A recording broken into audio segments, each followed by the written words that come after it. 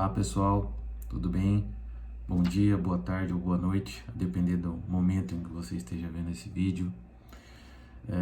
Eu sou o Gustavo. Hoje eu quero nos conduzir numa reflexão, uma reflexão sobre o trabalho, uma reflexão sobre a riqueza, sobre o emprego da fortuna, dessa riqueza, né? Uma reflexão profunda, para que nós consigamos, a partir dessa reflexão interna, dessa ótica interna, enxergar aí sim o exterior, poder emitir alguma opinião sobre o mundo exterior. Para nos ajudar nessa reflexão, nós vamos estudar o Evangelho segundo o Espiritismo, capítulo 16, Não se pode servir a Deus e a Mamon, e o Livro dos Espíritos também. Vamos começar pelo item 11 do capítulo 16 de O Evangelho segundo o Espiritismo, que se chama O Emprego da Fortuna, certo? E eu vou ler esse primeiro parágrafo, que é muito interessante. Não podeis servir a Deus e a Mamon. Retende bem isso, vós a quem o amor do ouro domina. Vós que venderíeis vossa alma para possuir tesouros, porque eles podem vos elevar acima dos outros homens e vos dar as alegrias das paixões. Não podeis servir a Deus e a Mamon. Se, pois, sentes vossa alma dominada pela cobiça da carne, apressai-vos em sacudir o jugo que vos consume. Porque Deus, justo e severo, vos dirá: que fizeste, dispenseiro infiel, dos bens que te confiei? Esse poderoso móvel das obras não fizeste servir senão a tua satisfação pessoal? Então esse é o primeiro ponto. É por aí que a gente tem que começar. A gente tem que começar analisando para que a gente usa o dinheiro, a riqueza, a fortuna. A gente usa apenas e tão somente para satisfação pessoal? Essa é a reflexão que a gente tem que começar, né? Porque esse é o ponto principal. É entender de nós mesmos qual é a finalidade do que a gente produz, do que a gente gera, do que a gente cria. Será que é só uma satisfação egoística? Né? E a partir disso, vamos pensar um pouquinho também nessa questão do trabalho, né? Na questão de receber, de conseguir literalmente comprar o nosso pão através do nosso trabalho, né? Porque é muito comum que se confunda essa questão de nós trabalharmos, de nós termos a nossa renda com um simples egoísmo. E a gente precisa entender o que é cada coisa. Porque nós temos, de fato, a lei de trabalho. O indivíduo ele tem que trabalhar para se sustentar, para se manter, né? Para se dignificar. Isso é uma condição da nossa evolução espiritual também, né? E aí, eu me lembro de alguns diálogos que eu já tive com uma pessoa muito próxima a mim, que ela é enfermeira, né? E certa vez nós conversávamos a respeito disso. E ela se perguntava: será justo que eu ganhe dinheiro salvando as pessoas? Atendendo, ajudando as pessoas no hospital? Né? Será justo? E aí, ao longo dessa conversa, eu expus a minha opinião. E é o que eu quero trazer. Porque se Deus nos deu médicos, enfermeiros, psicólogos, nutricionistas, estou me referindo mais a esses profissionais que lidam diretamente com problemas, com dores das pessoas, né? Com doenças, que salvam vidas mais diretamente, né? Vamos pensar num bombeiro, por exemplo, também. Porque se Deus nos deu esses profissionais ao longo da nossa evolução, Sim, eles merecem e devem receber por isso, pela formação que empregaram nisso, certo? Porque não há imoralidade em receber, em se sustentar, em se dignificar pelo trabalho que se produz e que se faz. A imoralidade está no contrário, né? Em você passar a perna, em você ganhar algo que não lhe é lícito e que você não fez por merecer, tá? E aí eu quero continuar aqui já de volta ao Evangelho segundo o Espiritismo, onde tem um certo puxão de orelha, né? No item 12. Insensatos, credes, pois, realmente que vos será tido em conta os cuidados e os esforços dos quais o egoísmo, a cupidez ou o orgulho são os móveis? Enquanto que negligenciais o cuidado do vosso futuro, assim como os deveres da solidariedade fraternal impostos todos os que gozam das vantagens da vida social, não haveis pensado senão em vosso corpo, seu bem-estar. Seus gozos foram o único objetivo de vossa solicitude egoística. Por ele que morre, haveis negligenciado o vosso espírito que viverá para sempre, né? Então, pelo teu corpo, pelos prazeres imediatos, nós podemos estar negligenciando o nosso espírito, que sim, este é imortal. Assim, esse Senhor tão estimado e acariciado tornou-se o vosso tirano, comanda vosso espírito, que se fez seu escravo. Estava aí o objetivo da existência que Deus vos havia dado, né? Então, assim, esse puxão de orelha é para mostrar, peraí, será que nós estamos vivendo apenas em função dos nossos desejos, das nossas solicitudes egoísticas, como ele diz aqui? Quer dizer, será que a gente está só trabalhando, produzindo para satisfação pessoal, para comprar mais, para ter mais, para ser melhor, para se aparecer? Será que é para isso que a gente está produzindo? Porque se for, é o que ele diz. Estava aí o objetivo da existência que Deus vos havia dado? Será que é esse o objetivo? Será que é para isso que existe a lei de trabalho? Quer dizer, a gente pega essa lei, que é um ganho, que é uma coisa linda, que é para nos ajudar a evoluir, e a gente deixa o egoísmo e o orgulho a afetarem, e ela se transforma nessa questão de simples obtenção de bens, de patrimônios para satisfação pessoal. E aí vamos continuar aqui, já no item 13.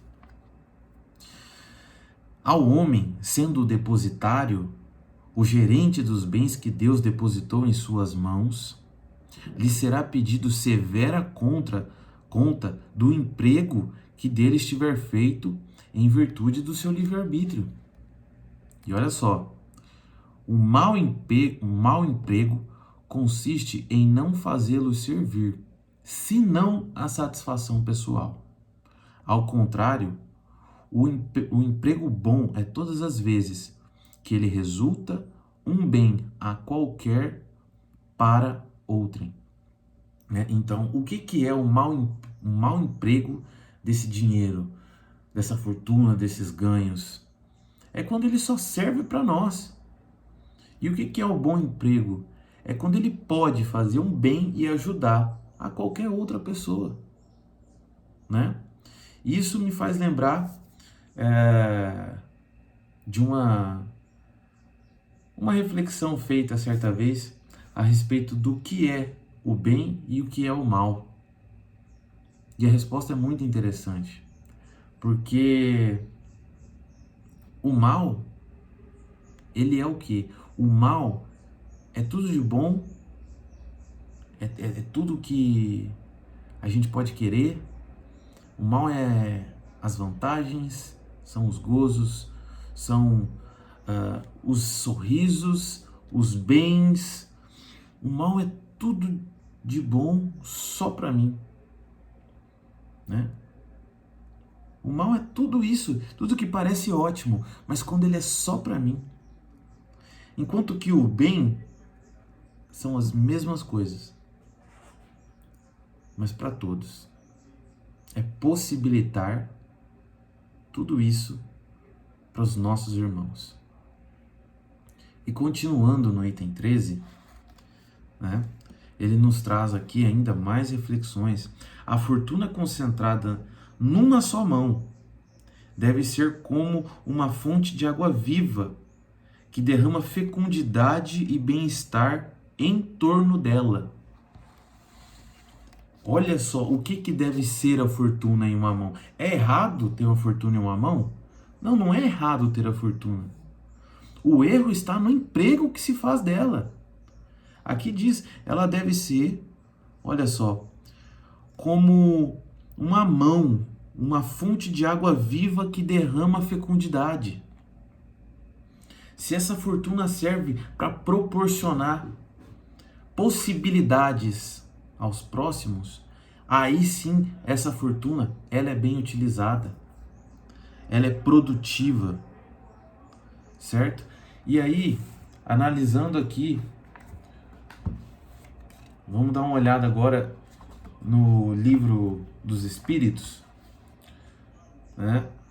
No capítulo da Lei do Trabalho. A pergunta 676, por que o trabalho é imposto ao homem? Vamos entender, né, essa questão. É uma consequência de sua natureza corporal. É uma expiação e, ao mesmo tempo, um meio de aperfeiçoar sua inteligência. Sem o trabalho, o homem permaneceria na infância da inteligência. Por isso, ele não deve seu sustento, sua segurança e seu bem-estar, senão ao trabalho e à sua atividade. Aquele que é muito fraco de corpo, Deus deu a inteligência para isso suprir. Mas é sempre um trabalho, independente de como seja o teu trabalho. Se ele é que vos traz o teu sustento, ele é digno. Esse é o ponto. E ainda na pergunta 679, o homem que possui bens suficientes para assegurar sua existência está isento da lei do trabalho? Quer dizer, lembrando do que nós acabamos de ler aqui, né? Dessa mão que concentra uma grande fortuna.